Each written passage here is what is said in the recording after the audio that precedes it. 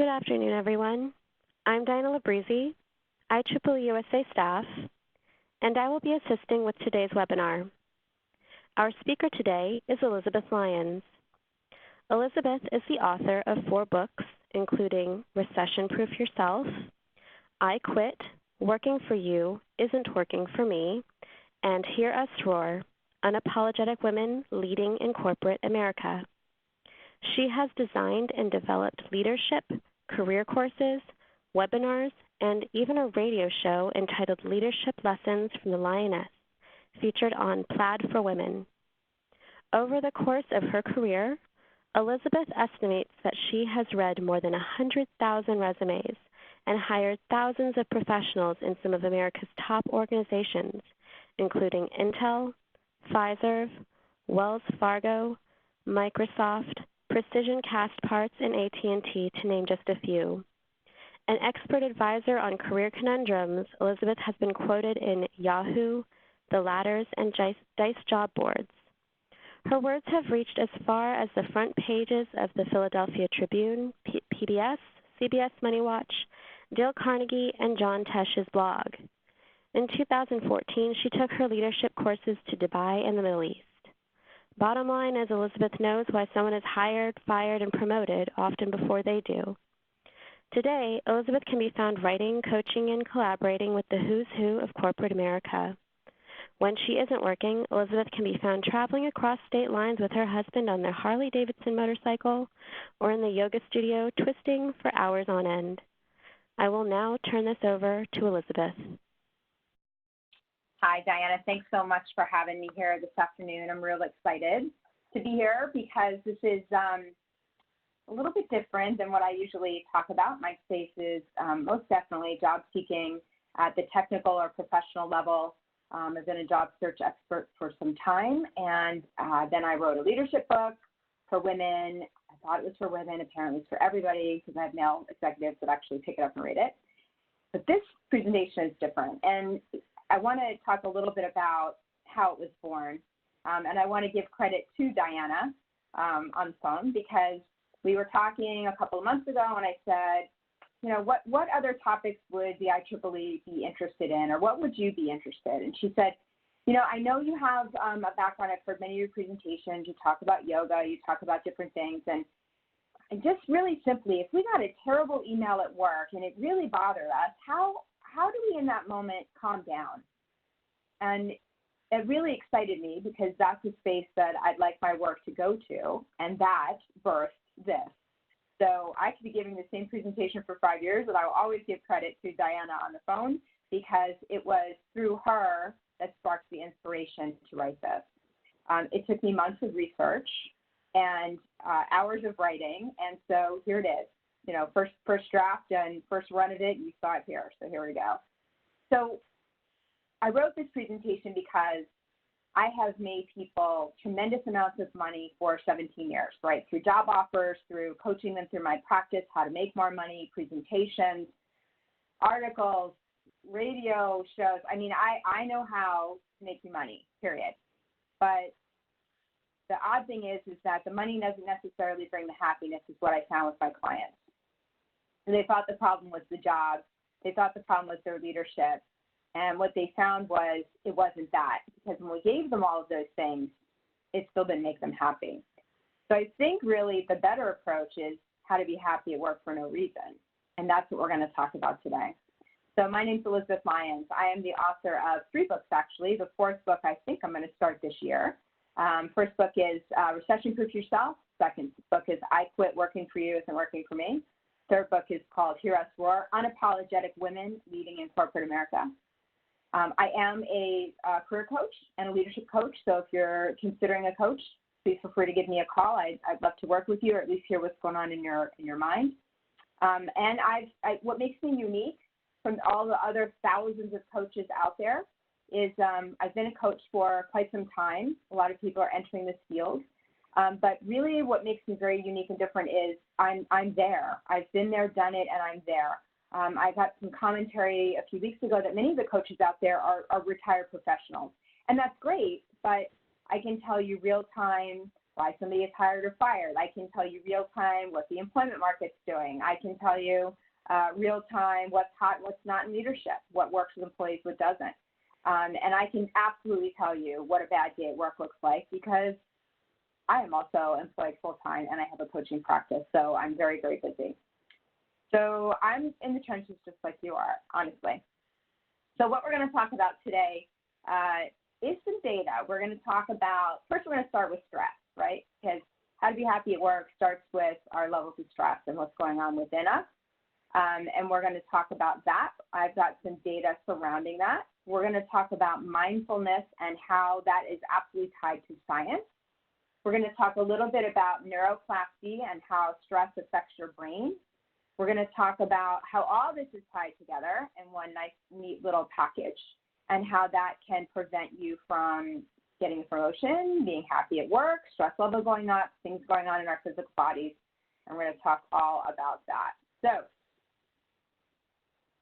this is the beginning of the slide that gets a little uncomfortable. So there is an excellent documentary on right now on Amazon Prime by Dr. Gupta, G-U-P-T-A, Sanjay Gupta.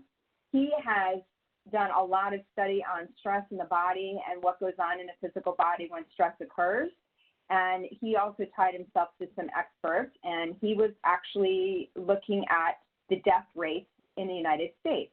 And this is the first time in the history of our country that we are finding that the death rates are actually going up.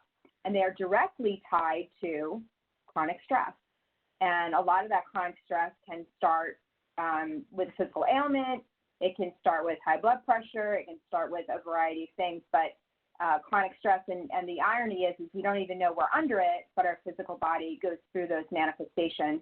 We think we're fine, but we're constantly in a fight-flight aspect in our minds, in our physical bodies, meaning the blood pressure is elevated, the mind is racing, the heart is elevated, the heart pressure is elevated, and all these sorts of things are going on in the body.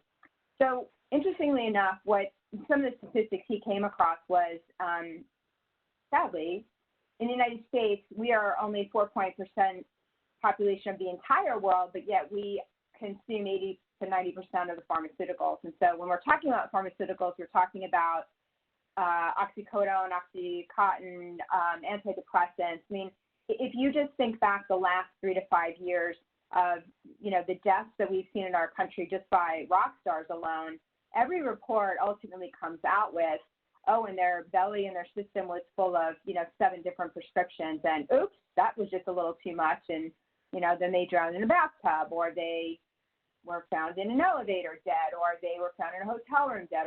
So there's a lot of this going on besides the rock stars, and it's normal people like you and I consuming pharmaceuticals, and part of it is sometimes they're prescribed it due to stress. And so it makes you kind of stop and think, like, what on earth is going on in our country that our culture has arrived at this place where the important things to us are, the job and keeping the house and because you're sitting at work, right, trying to hold it together at work, trying to get to the next meeting, et cetera. Our culture has definitely shifted to a different set of priorities of what's important. And the pharmaceutical companies are very happy to supply us with things that are going to make us feel better. And in that documentary, they actually talked about that. I thought it was a really nice thing that they said. They said, doctors don't want to see their patients in pain. So when they come in for a bad back or, they can't sleep, we have the pills available that we think will help them. And then it's caused a nightmare in our country. So the CDC actually came out with a report that's very shocking, and they're actually calling them deaths of despair. And what you find, it's primarily in the population of middle-aged whites from 35 to 55. And when you look at deaths of despair, what you're seeing is drug overdoses, suicides, cirrhosis of the liver, which, if you can't read the italics here, that's from drinking too much, direct correlation to drinking, obesity rates.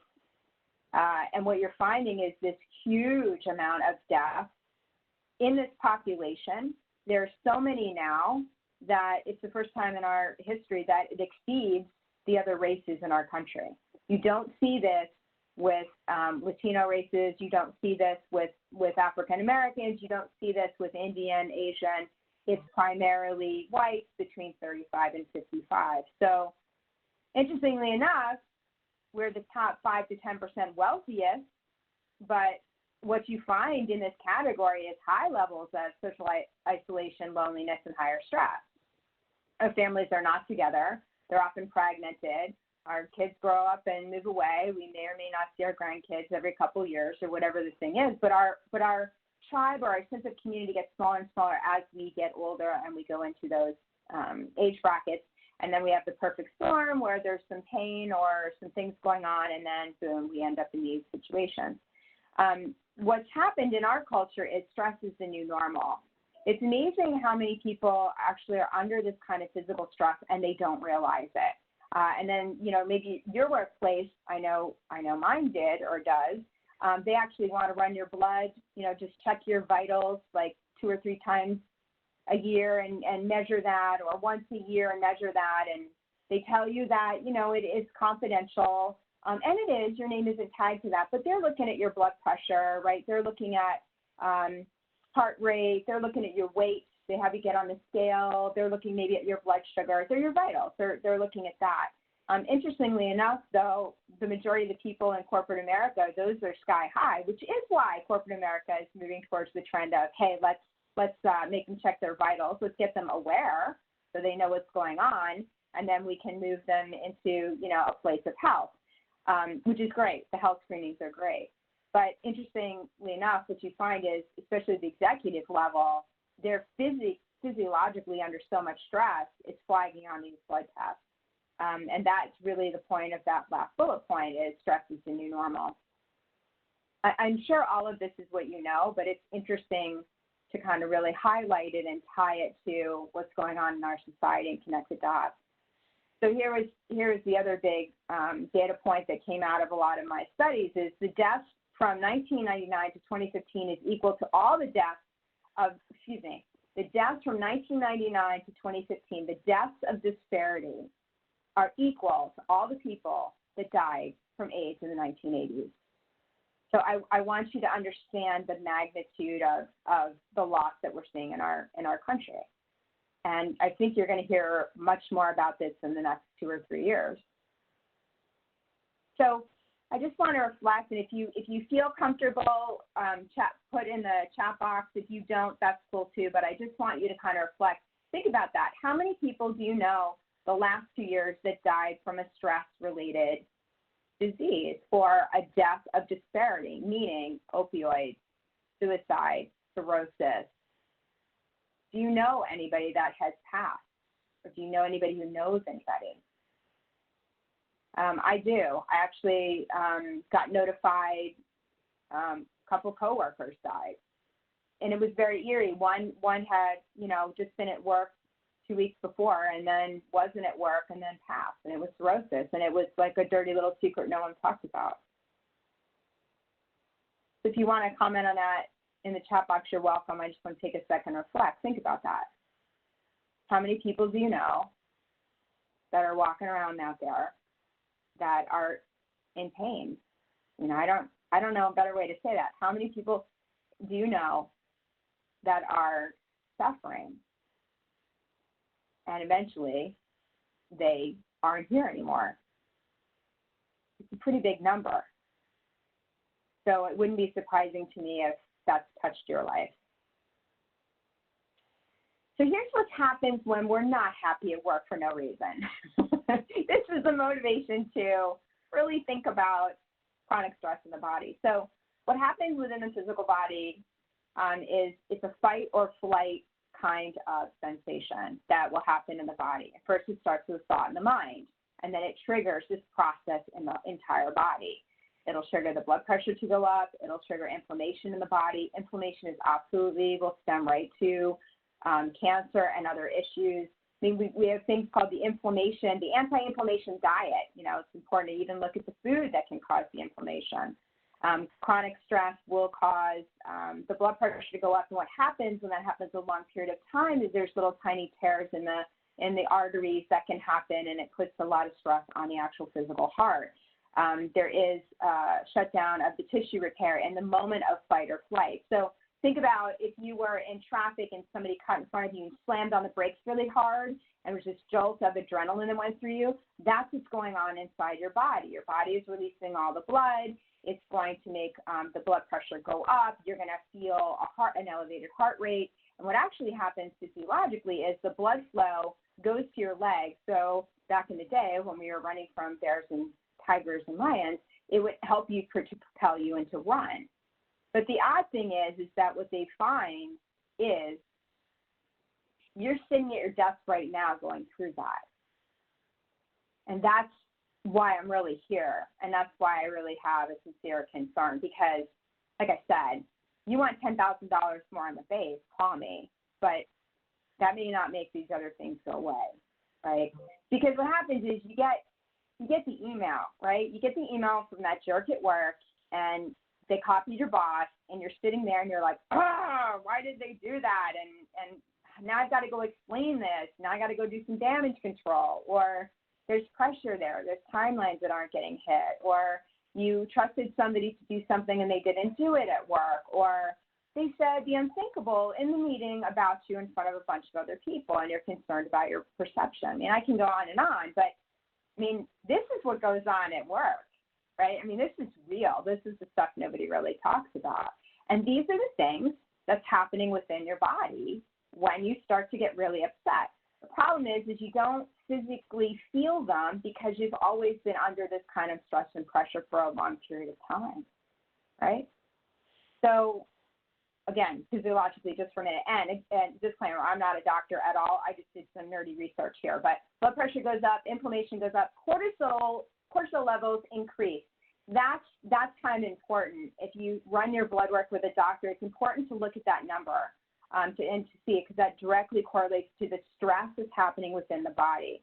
The adrenaline goes up. Again, slam on the brakes. You can feel that adrenaline go up and flood through the body. There's a load on the body. And then what happens is over time is the psychological stress over time erodes on the body, right? And then we start to get the impact from the high blood pressure or the cortisol levels increase or the inflammation. We start to find, actual disease there.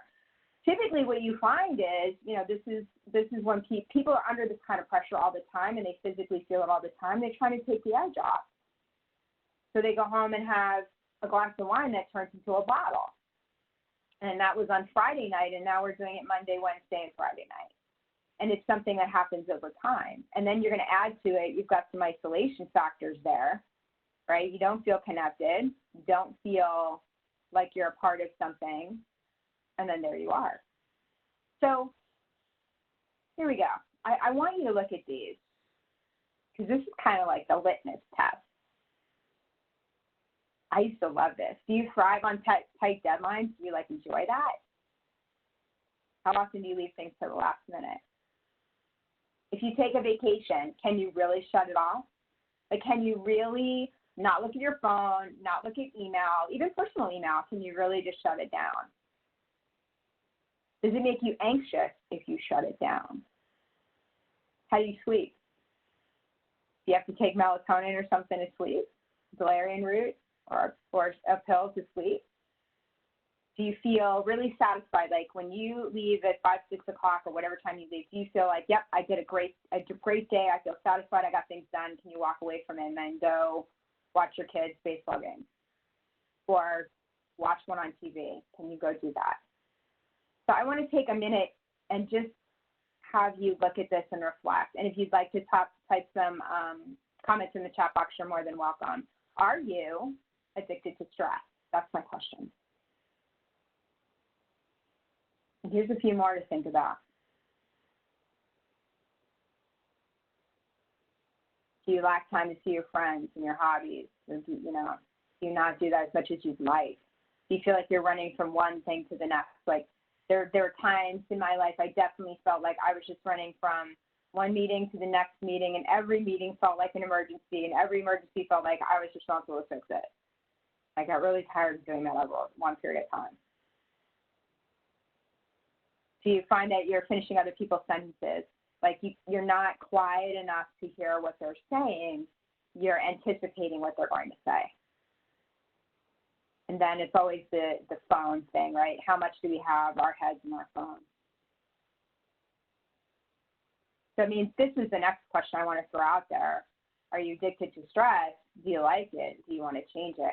Because there is an element of, it feels good. It's like your taste, right? It's like if you enjoy salty snacks, you're going to enjoy potato chips. And so if I give you an apple, you're going to want to go back to potato chips for a while because it's your taste. It's what you like.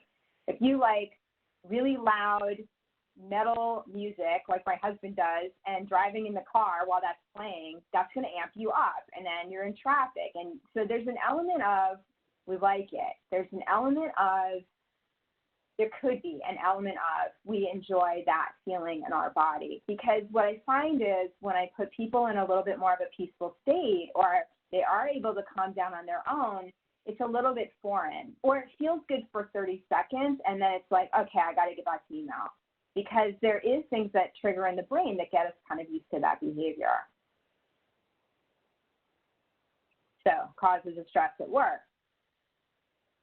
So this is kind of what keeps the fire burning, right? So these are the things that can make us very upset, and myself included. I can definitely fit into the first one. If we think that we're about to lose our job, right? If we think there's a layoff that's going to happen, that can cause huge amounts of stress at work.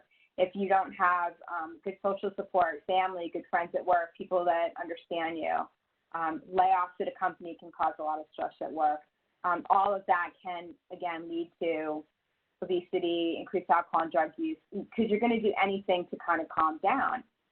The interesting thing that they studied, and there's people that actually are studying this now. It's fairly new. It wasn't out there, say, 10 years ago or even 5 years ago. They're actually physiologically looking at what the brain looks like under a load of stress. And what they find is that prefrontal cortex of the brain, which is like in the front of the brain here, it's very vulnerable to stress. And what happens is you actually will create pathways, kind of like if you drove on the same road for many, many years, there's a rut in the road and it keeps going and going and going. And so you set up these pathways for stress. And so it goes back to what I said. If I helped you to relieve that, or I showed you how to relieve that, you would revert back to, because the pathways are already set in the brain about, stress and chronic stress.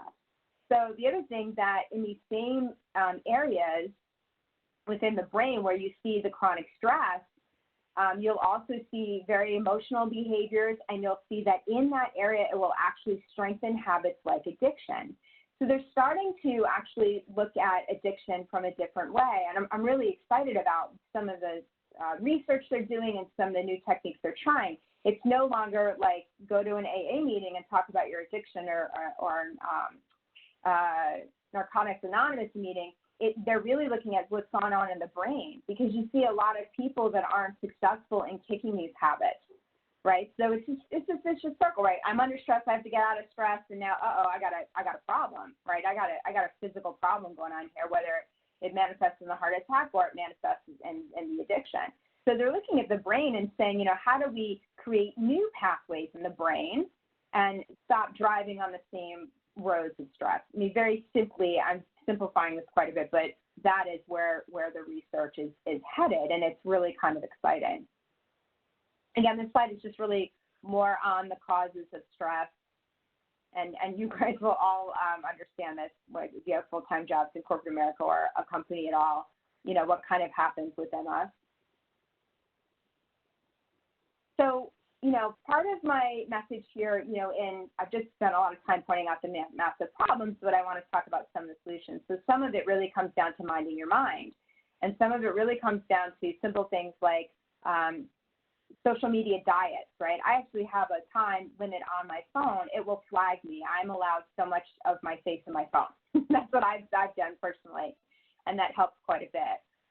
The other thing that you see within people that causes a tremendous amount of pain, and I had a post on this yesterday, is what really screws us up is the picture in our mind of how it's supposed to be versus how it really is. So it goes back to unfulfilled expectations. I thought I would get the promotion. I thought I would do better here. I thought I would get more money. I thought I would whatever, fill in the blank. And what we find is we're not. And then We do the really bad thing is we compare ourselves to others and go, well, why do they have the promotion and how did they get there and I didn't get there? And it causes all that cycle in the brain, the thought patterns, and then the body follows. But when we're constantly bombarded, and particularly in American society, of visuals of the haves and the have-nots, and you just turn on the news and every story is about us versus them. That's been going on a long time, but it's really bad the last few years. Who has, who doesn't, who's going after who, what's the latest court case, who accused somebody of whatever. Again, that's just feeding all this into the brain. So as easy as I can explain this, in my own simple understanding is your brain is like tofu. If I had a block of tofu and I threw it in a pan and I fried it up and I handed it to you, it wouldn't taste really good. But what you do is you add things to the tofu, like spices and seasonings and vegetables and this, that, and the other thing. But tofu will take on whatever flavor you give it. Are you with me? Your brain is going to take on whatever you feed it, and then there we are. So how do you deal with stress at work? You want to throw a couple things in the chat box, that'd be great. Like when you're in stress, what do you do in the moment? I'm reading the stuff in the slides while you guys are thinking about if you're going to chat or not. I like stress when something is going on in my personal life. I don't want to think about it. I do enjoy stress that leads to completing a goal. I used to be like that, right? Like I liked it. I like the hard stuff for sure. I enjoy that. I enjoy really challenging myself. And about 8 years ago, I just changed my approach with all that. So I have challenges in other ways, right? So people that know me or have seen my work, Diana is one of my fans of my work. I actually do silent retreat. So that's a challenge. Can you go for 24 hours, no cell phones, no stimulus whatsoever, and not talk? Can you do it for 3 days? Can you do it for 5 days? Can you do it for 9 days? Can you sit in the stuff in your mind with no distractions, really? That became the challenge. Not talking became the challenge for me. And that's what started all of this even before you. Oh, I love that. I close the office door and take some deep breaths. Usually I just try to deal with it since I can't show distress at work. No, and that's true, right? I got an executive I work with. Whiskey is his thing too. He's like the connoisseur of whiskey. It's interesting though. These are the things that we do. So you got your mind that you're putting all this stuff in, right? Whether you realize it or not. And if you could walk away with one thing today, that would be it. Like, what are you putting in your mind? I think there's a lot of us that are really all about what are we putting into our body. So we want like the organic burrito and the milk with no hormones and the cheese that isn't processed. And, we're all about this. What are we putting in our body and reading labels? But, your mind is like the same way. And when you walk away from this, I'd like you to think about what are you exposing your mind to? Just simply like look at the content of the TV you watch. Is it junk food TV? How much time are you spending on your phone? How much of your life are you in front of a screen versus in front of people? They're very small things. Like if you were feeding your mind like you feed your body, would you continue to do that? That's the question. Would you continue down that path? Because you've got your mind and your body, but the mind is really what's going to propel all these other things that go on inside of the body.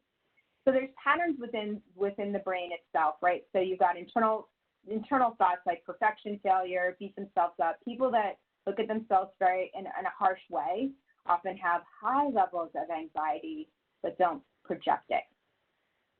But again, that's going to impact your nervous system, and that's going to impact what's going on with you. So I want to take another turn at this, another way to look at it. It's like a diamond, right? I just keep turning it, the facets, so you can see all of them. The neuroplasty. This was what I was referring to earlier. It's about modification of the thought patterns, and it's about what's going on within the mind, and it looks at the mind, particularly after a traumatic event. And this goes back to that research that really excites me. They're finding that all the medications or whiskey is not permanent. It's a temporary relief that causes a long-term damage in the body. and it can also impact all the other things in your life as well, right? So neuroplasty is literally looking at the brain and seeing what's going on inside of it and setting up new pathways for the brain to think. And what they're finding is they're using some of these techniques within even people that have had stroke or traumatic brain injuries. Like, here's an example. If you were, heaven forbid, on the back of a motorcycle and got thrown off, you'd have a traumatic brain injury. If you had a big fall, you'd have a traumatic brain injury. They're actually using these ideas and these theories. They're actually using them today and now to set up new patterns in the brain to help people to overcome stress. It's very, very interesting, kind of breaking new things out there. I actually found neuropathic clinics out there, and I was like, wow, look at this, for all kinds of stuff. And I just thought, wow, the things around the stroke were really amazing and scientifically proven and founded. So it's kind of exciting to see, you know, where we might be leading with all this, because I like, you know, I'm a sunny side up girl. I like to believe that, you know, where there's dark, there is the dawn, right? And so we are in an opioid crisis in our country. We are in an obesity crisis in our country. We are clearly not happy at work or anywhere else. And here's a way that could help us to kind of overcome some of it. Might be really interesting. So here's the question. I know we got a lot going on in the chat, on the site here. If you could learn to calm down at work in the moment, would you? You know, yes or no? Because again, I go back to, there is an element of, it feels good. It feels good to me when I'm riding high on caffeine. You know, that's kind of, my husband always jokes with me about it. I gave up a lot of things the last few years, particularly the last 3-4 months. I gave up a lot of things. I gave up food because I realized that I medicate with food. But it's like, if I got off a call with you and I was ticked off, I go right for the candy. It was shocking for me to see that. And so I had to learn how to do it without food. And it's been the biggest struggle and the best thing I ever did in my life the last probably 4 months. I started on Christmas Day of all things. But I have to tell you, I still like my caffeine. I didn't give that up. And I do like it when I'm riding high on, on a Starbucks. I do enjoy that. So I understand if you don't really want to calm down. I'm just reading in the chat. So, calming down at work. A couple of quick, easy ways. I swear, it's science. It's not woo-woo. You probably read it 100 times. Didn't really take stock in it. Maybe today you try it. Maybe you leave here and you never do, and you think, okay, that whole thing was a big waste of time. But it's true. If you actually look at deep breathing, it physiologically will calm the body down. It slows down the blood pressure. It slows down the brain. It slows down all of that. So it's just very simply, you inhale to a count of 3 and you exhale to a count of 6. So in for 3, out for 6, 5 minutes. Put a timer on your phone, close your door, try it, see what happens there. Technology break, I can't recommend enough, and it works for me. It's like being on a diet or just restricting myself, just having some self-control over myself. I put a timeline on the phone. There's an alarm there. It will tell me how much screen time I've had. It'll tell me when I've done well for the week. It tells me when I've not done well for the week, because I can override that. And then taking that attention, rather than having my face in my phone, and to actually go outward or to go inward with that attention. And then this is what I would call is mini mindfulness. So, for instance, if I am waiting in line at Starbucks, can you not look at your phone? Everyone I see in the line is looking at their phone. I don't know, a few years ago, I used to think, wow, they must be really important. They have all this stuff to do. Now it's like, okay, everybody's just got their head in their phone. I've been out at restaurants. I've seen people at bars out together. Seen people after they're supposed to be socializing. They have their head in their phones.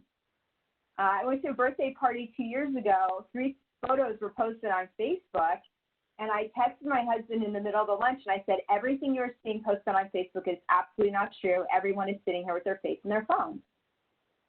So you're looking at a picture of us like, happy birthday. That's not what's going on here. That's not what's going on here. So I would say that's a great mini mindfulness. If you want to try something when you leave, try that. Because what you're going to find is you're uncomfortable. You're not going to like it. Trust me on this.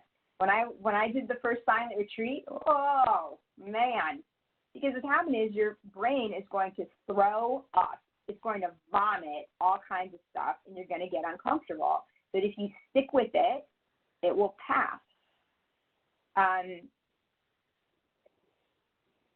Here's another great example. You know, when your system locks up, your computer, and you have to reboot, or it's just locked up, try not clicking the button 100 times and try just sitting there.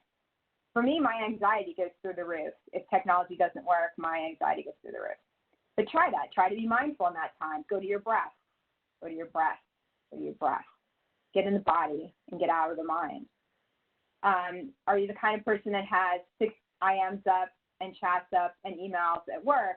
For one day, forget it, it's probably too long. Let's be real. For 1 hour, try to do one thing at a time. Whatever you need to do that, but do one thing at a time. When you answer the email, answer fully. Next. Don't have 20 windows open. Try that. That's just little mini mindfulness tips. And then here's another one.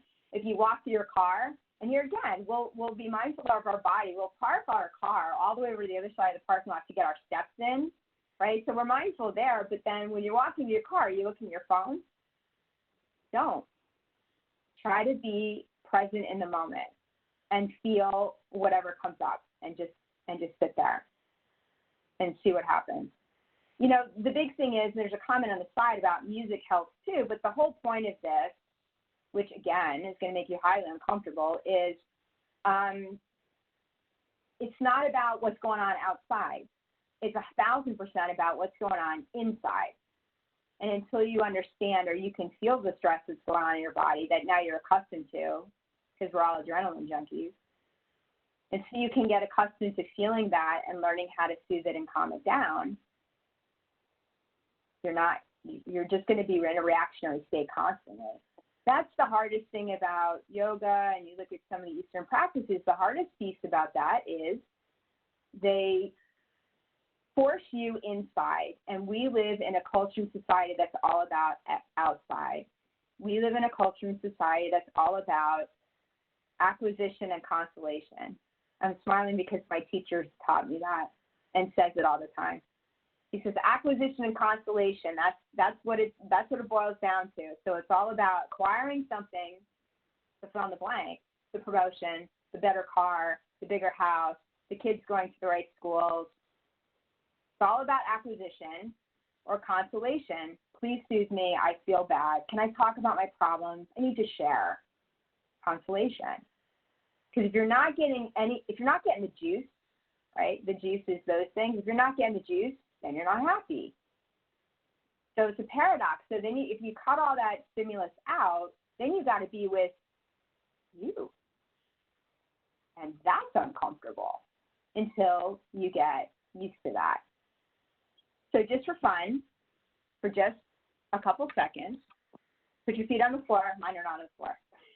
But put your feet on the floor. I'll do it too in a minute. And I want you to feel your feet. Can you feel the bottom of your feet?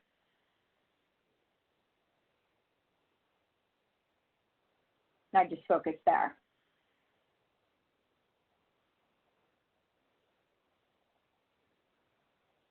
The mind will wander. Go back to your feet.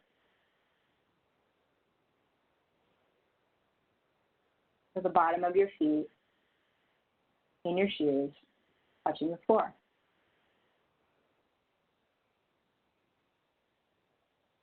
Now, go to the center of your chest. Rise from the feet to the center of your chest. Can you feel your breath?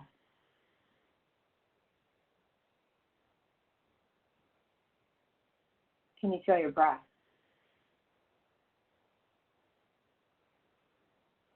The chest will rise and fall. Stay there. Okay, you should be feeling a difference by now. You should be feeling a little bit calmer. So this whole presentation started from a call over a month ago, maybe 2 months ago with Diane and I, and she said, if I was at work and I needed to calm down right now, what would I do? And I And I thought the two things that I were taught many years ago that were highly successful for me in those moments are feel your feet and breath. And you don't have to be some yogic master to do that. The hardest part for you will be to identify when you're feeling that stress, when you need to do that. That is the hardest thing, is the awareness of, oh, and now I'm upset. The realization of, the awareness of, that is the quantum leap. If you can identify that, though, then you can take a tip, a trick, a technique that works for you and get calmness in the body. The benefit of the calmness in the body, as we discussed for is simply this. The benefits of the calmness of the body is going to impact your health. If it's going to impact your health and slow down your brain, you're going to be able to think clearer. If you're able to think clearer, you're going to actually be able to participate in this dance of life rather than react to this dance of life. Reaction is very different than participation. And that is what I'm really into. And I've been practicing this for many, many, many years. I'm certainly not a master, but I can tell you I'm 1,000% invested in this game. And I can tell you that I will not grow to be a pile of unfulfilled disappointments and expectations in my mind. I'm just not willing to do that, not willing to do what everybody else does, not willing. And so, it was probably 8 years ago, I did a different turn on life. I decided, that's about the time in your life where you think, oh, I need the advanced degree, I should get the certification, I should go after the bigger promotion. We all decide right around a certain age that we need more letters after our name, we need more credentials. But I realized that's just not what I wanted to do, and it's not what I needed to do. What I needed to do was sort out me, because I was a hot mess that projected something differently. And so that's where I started with all this. And it's changed my whole life. It's changed my whole life. So I'm a believer in it, but it's not something I do part of the day or some of the day or some of the time. I'm leaving Friday, a couple of days. I'm on a plane. I have 3 speaking engagements this week. I'm kicking off Dallas WITI, Women in Technology International, first meetings tomorrow night. Within a few hours, I'm on a plane. I'm up at a meditation place. And I do that every 4 to 6 weeks, because that, in addition to my daily practice, is what's going to keep me right. And I guess that's because because of all that and all that work and all that time, I have tremendous compassion, and I totally identify with people that work just like me. I think that it's easy to find the artist or the yoga teacher. It's easy to find people that enjoy that path of life. But, I can't help think, what's available for us? Really, are you in a car driving through traffic trying to get in the office?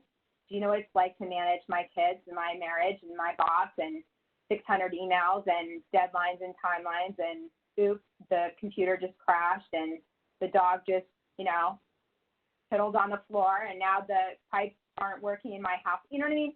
It's when you're really in this world, it's a whole different ball of wax. It's nice to go up and meditate and whatever, but to stay in a meditation state and to be in it, right? It's totally different. So this is what I have to offer for you today. I hope that it was helpful. I really hope that maybe there's one thing you can take away today. If you'd like to connect with me, you're more than welcome. You can always reach me on LinkedIn. Please say that you saw me here and say that you saw this presentation, because I'm doing 3 this week. And you can find me on Twitter. And the YouTube channel, I think you would just laugh. If you want to check out some of my videos on there, I've got this piece called That Jerk at Work. And it talks about this, right? When you get the email and what do you do? And I just think it's very real. I talk about the stuff that we go through every day, all day long in corporate America, and the stress that we're under, and just how to maybe do it a little different. I'm not the master of this, but maybe there's something there that'll inspire you or make you laugh or just give you a break. So I'm going to take a breath from talking here. We'll open it up to some questions. You're more than welcome to type in the chat box. Elizabeth, I received a question, also a situation from one of our participants that I thought was interesting, and I'd like to hear your thoughts. Why are leaders becoming less competent when there are so many opportunities to train leaders effectively? Our team recently had a high-level department head state that he had the power to take away lunch if he so chose. When we indicated that federal law guarantees lunch, he called in human resources. When HR indicated that we were right, he stormed out of the meeting and has found ways to punish us ever since. Yeah. So, I guess here's my commentary on that. Two things. One is there's your part and people's parts there, right? So to stay in an environment that is not ideal and up to the brink of hostile, if you stay, you get to be the perfect victim, and you get to, participate in that dance, right? So part of it is, how long do you want to stay there? Does that make sense, et cetera? I used to look at things like that, right? It was a very us versus them mindset, right? And I was very good at kind of judging people and figuring out them, or thinking I figured them out, and putting them in a nice, neat little box and moving on. But it's changed for me now. And when I come across somebody like that at work, what happens to me now, it's not even a thought, is I have a lot of compassion, because you better believe if somebody is locking down on their employees to that level, they feel highly out of control, and they feel a tremendous amount of anger, and they are going to get their way. And I can't even begin to imagine the thoughts that go on in their mind and the things that are going on in their life, because that individual is screaming suffering. So I'm going to give you a quick story around that. A woman reached out to me Easter weekend and said, she's a vice president, very high level vice president, huge payment processing company. She had some exchange with another vice president in another company. I don't know if she's trying to sell service or product or what. It was a male. And the male let her know that he wasn't going to work with her. And he would much rather take it up with her boss and work with him and not with her. And so there's some other things there that go into my Heroes for Our book in terms of women and perception and so forth. But, what I said to her simply was, I think that you struck a nerve with him, and I don't really know what all was said, but he gets a hall pass, because you just pushed a big button in him, and he had such a big reaction. He flat out said, I'm only going to work with your boss, right? So something went on there on his end. You said something which triggered something. So what you just saw, like you need to get over your ego, and you just saw like he doesn't want to work with you. I'm like, what do you care? Like, drag your boss around, close the deal. Who cares? His money's still green. Doesn't matter really once you get over that. But the big piece there is you just saw his wounds. So back off. Stop it. Like, leave it. He gets a hall pass. He had a reaction. Men typically at that level don't have those kinds of reactions. They're really good at keeping those under wraps. That's how they got there. So you push the button, or if you're seeing somebody go off in the workplace, compassion. Now, doesn't mean you need to stay there. It's not what I'm saying at all. You have to sort that out for yourself, and you have to sort out, is that where you want to be? But I just showed you, 53 minutes of people are on pharmaceuticals. People are, come on. So you're looking at a potential statistic. If you watch that documentary called One Nation Under Stress, Dr. Sanjay Gupta, if you watch that, it's shocking. It's shocking. You're going to really see stuff different. And then you start to go into work and you start to see people differently. And then maybe you look at yourself and how are you adding to the equation. Okay. I've received another question. Could you elaborate on the comments of reacting versus participating? Yeah. So Reaction is an external kind of process where something happens externally and then you have a reaction, you have a response. Now, a person like me, when I have a response, I have like a verbal response up and including attack. Other people have serious responses, but they're shrinking back. They're recoiling. They're getting away from it. They're running away from it. They're shutting down. That's also a response.